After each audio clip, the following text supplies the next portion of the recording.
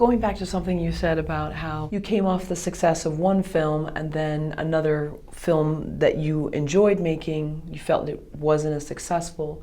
In some sense though, don't you think that that then further prepares you and makes that, you draw that line in the sand, knowing that that's the ebb and flow of being an artist, that's an ebb and flow of having a brand, of being in a band, that you're gonna have some that are perceived one way and some that aren't, but if you really still want to do this, you get back and you do it again, and you know that that's kind of the risk.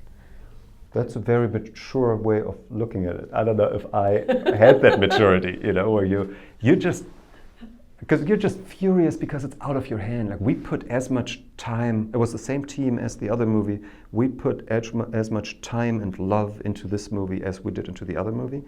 And then to see a company do nothing with it, for whatever reasons, financial, it wasn't that they didn't love the movie or anything, but you're just helpless. It's this profound feeling of helplessness. And to go like, if people could only see this movie, I think they would appreciate it, you know?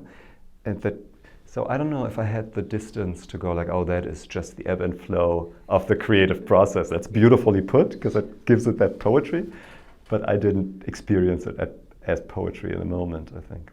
Right, well, and believe me, this is not like how I dictate my life every day either. I mean, we all get upset over something not working out, but I think if you have time to reflect on it and say, because I've known a lot of people that have been frustrated and said, nope, I'm done, leaving, right, tired of this, right.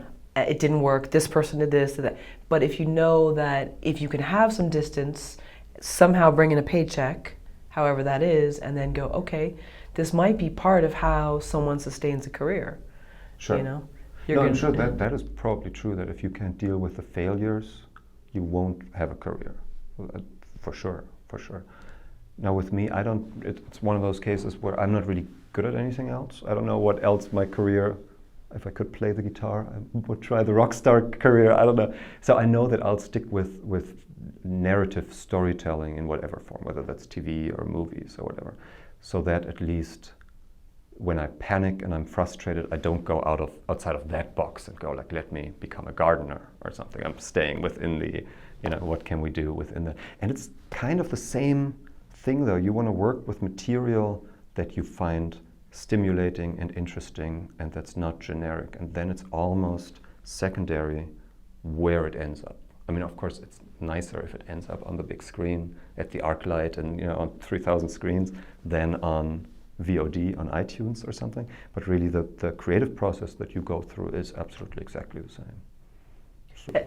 And also too, sorry to interrupt you, that knowing there isn't really anything else you have a desire to do, because I heard someone say that the other day, like, oh, I'm not trained for something else, but I know that person's bright enough to do whatever they put their mind to, but it's having that impetus to get you out of bed to do that. Right. And if the only thing that gets you out of bed is knowing that, okay, I have a 6 a.m. call time and I'll get ready for this. Those are the days I prefer to stay in bed though, when I have a 6 a.m. call time. Okay, maybe bad analogy. Because you're always, I don't know, I'm always fatalistic, maybe that's a cultural German thing, that I always think like today is the day when everything will go wrong and everything will fall apart. Mm-hmm. And every night after a shoot, I'm genuinely surprised. I'm going like, today went really well.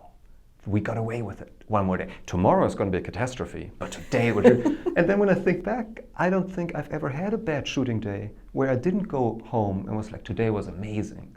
And yet I always fall for that I'm terrified of the next day and of not being prepared for the next day. And I think like project after project, I get a little bit better at letting go and just going, it's this thing, you know, and going like, whatever will happen, I don't have to be 100% prepared, because I've been doing it long enough, or I'm working with people that have been doing it long enough that we can react to things that don't go completely according to plan, you know. But that's a very slow process to kind of, for that to sink into my bones and for me not to be terrified in the mornings, every morning.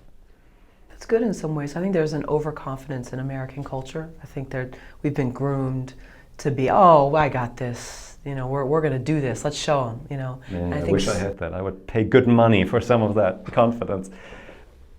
It has its good sides and its bad sides. I think, like with my pessimism, usually I am over-prepared. You know, so that's a good thing. But on the other hand, if I look back at at shoots now, we had such a good time, and I'm kind of like, I wish I had enjoyed that more, and not I had half my brain being terrified of what tomorrow might bring. Like if I had known the outcome in advance, I would have enjoyed the journey much more. So I'm now trying to consciously do that, even with difficulties, because I'm so privileged. How great to see these things, how great to see a genuine Hollywood diva being difficult and being a nightmare from the first row. You know, how great. Yeah. But of course, in that moment, you don't feel that way. You just go like, that woman is destroying my life, and I don't know how to do the scene because she's being difficult. But if I can just step back and go like, I get to spend my workday seeing that first rate, you know, I wouldn't want to do anything else. Right. Yeah. And you can pull out the ebb and flow card. Or exactly. I should make an ebb and flow card or a T-shirt. Right. Instead of have a nice day, it's ebb and flow. Yeah.